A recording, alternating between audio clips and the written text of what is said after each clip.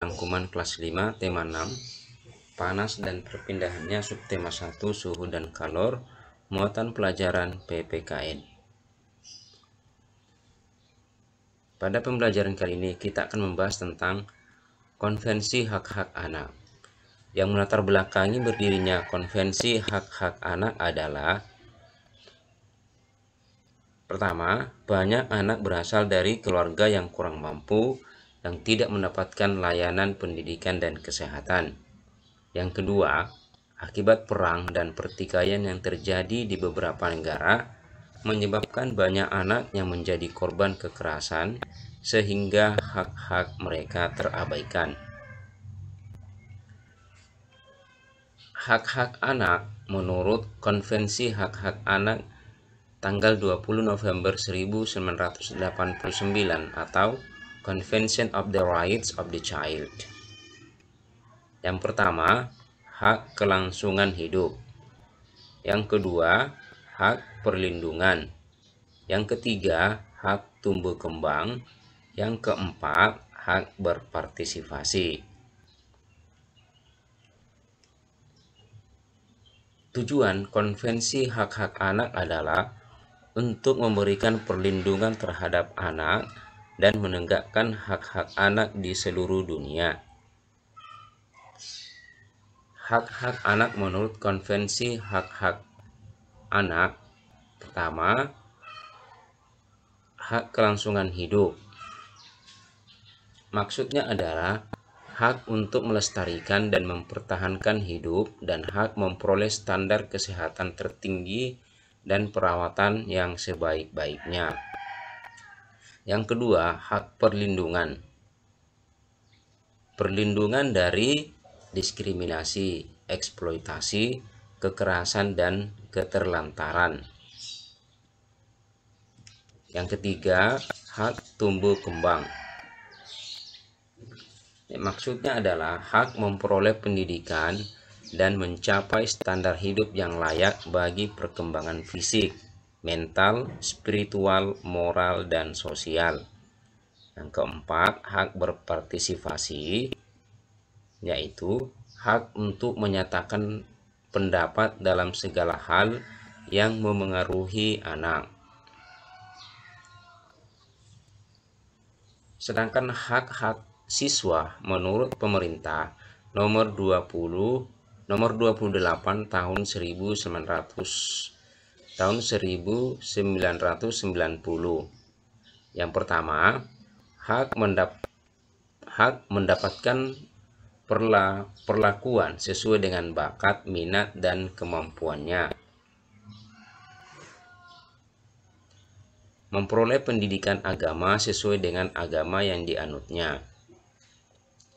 Yang ketiga, mengikuti program pendidikan yang bersangkutan atas dasar pendidikan berkelanjutan, baik untuk mengembangkan kemampuan diri maupun untuk memperoleh pengakuan tingkat pendidikan tertentu yang telah dibakukan.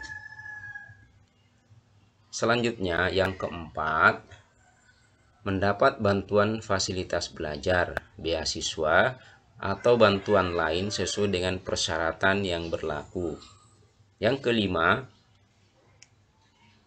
pindah sekolah yang sejajar atau tingkatnya lebih tinggi sesuai persyaratan penerimaan siswa pada sekolah yang hendak dimasuki. Selanjutnya, memperoleh penilaian hasil belajarnya. Yang ketujuh, menyelesaikan program pendidikannya lebih awal dari waktu yang ditentukan. Yang kedelapan, mendapat pelayanan khusus bila mana penyandang cacat.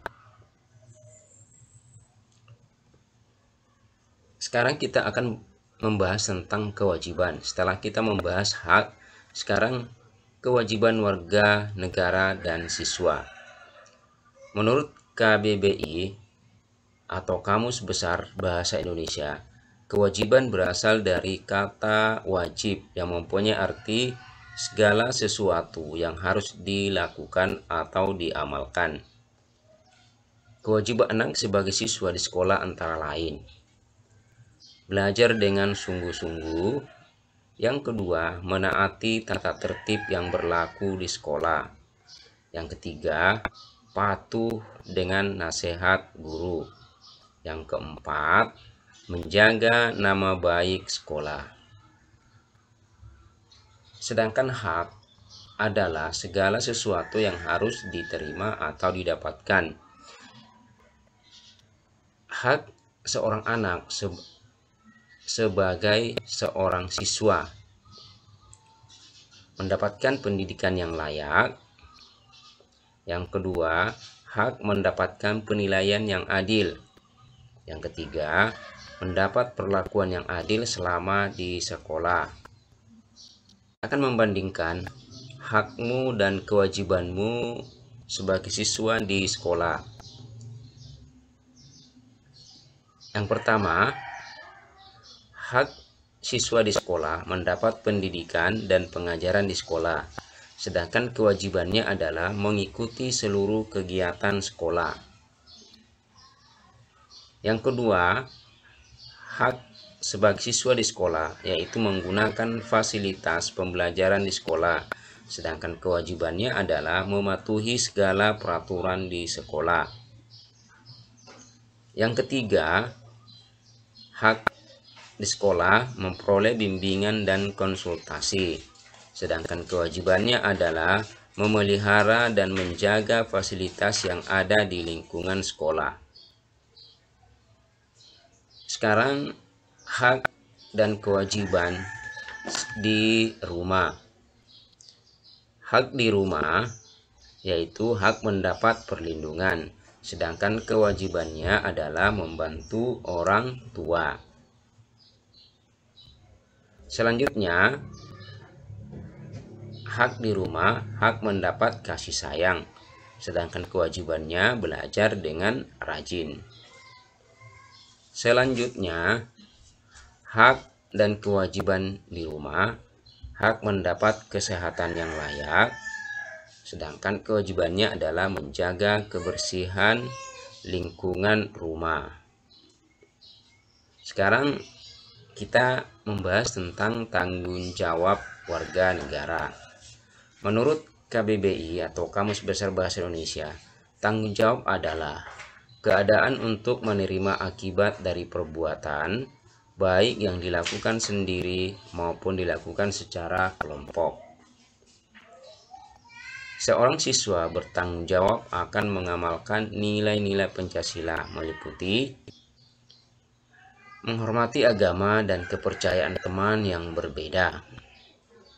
Kemudian, menunjukkan rasa peduli kepada sesama teman.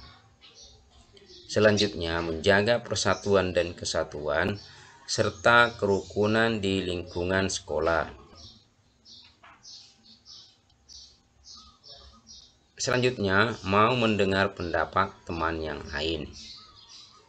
Menaati peraturan yang berlaku di sekolah. Sekian dan